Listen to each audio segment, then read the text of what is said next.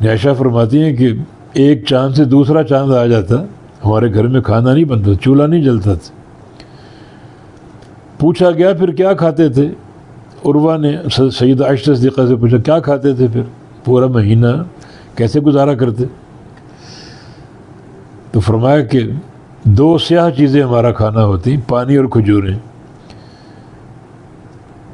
پانی اور کھجوریں۔ اور ایک حدیث میں سیدہ عائشہ صدیقہ فرماتی ہیں کہ 3 دن مسلسل ہمارے گھر میں گندم کی روٹی نہیں پکی، 1 دن پکی، 2 دن پکی، تیسرے دن نہیں ہے، پھر کھجوریں کھاؤ اور پانی پی کر گزارا کر لو۔ یہ اللہ کے نبی کی معیشت تھی۔ ازواج مطہرات اس معیشت میں آپ کے ساتھ تھیں، کبھی کوئی شکوہ نہیں کیا، کبھی کوئی مطالبہ نہیں کیا، کبھی کوئی آواز نہیں اٹھائی۔ لیکن اب دیکھا کہ بنو قریظہ سے بڑا مال حاصل ہوا، اور اللہ کے نبی کا خمس 5واں حصہ بڑا حصہ ہوتا ہے۔ یہ نبی علیہ السلام خمس میں اگرچہ آپ کو اختیار تھا، سارا اپنے گھر رکھ سکتے تھے، خود کھا پی سکتے تھے، مگر خمس میں بھی آپ فقراء کو ترجیح دیتے، وہ بھی تقسیم کر دیتے، بانٹ دیتے۔ رمضان آتا تو آندھی کی رفتار سے آپ اپنا مال خرچ کرتے بے تحاشا۔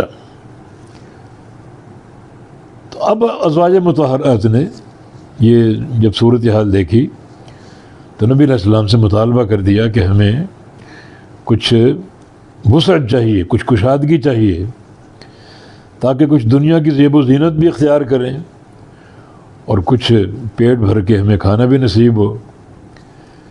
لیکن نبی علیہ السلام وہی آپ کا معاملہ فقر کا، اور آپ کی اصل جو ایک رغبت تھی، خواہش تھی، امت کی آسانی، امت کی بہتری، امت کی بھلائی۔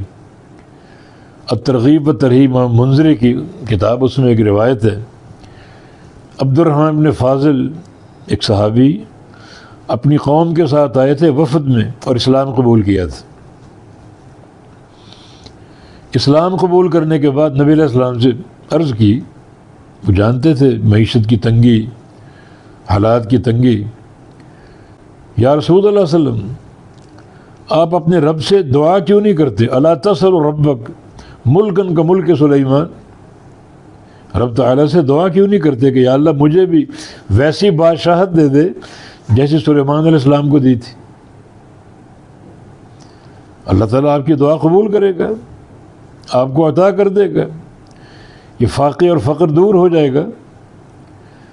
فرمایا کہ عبد الرحمن اعطانی اللہ افضل مما اعطا سلیمان، اللہ نے مجھے سلیمان علیہ السلام سے بہتر چیز دے دی، ان کو بادشاہت دے دی، جو مجھے چیز اللہ نے عطا فرمائی وہ سلیمان علیہ السلام سے بہتر۔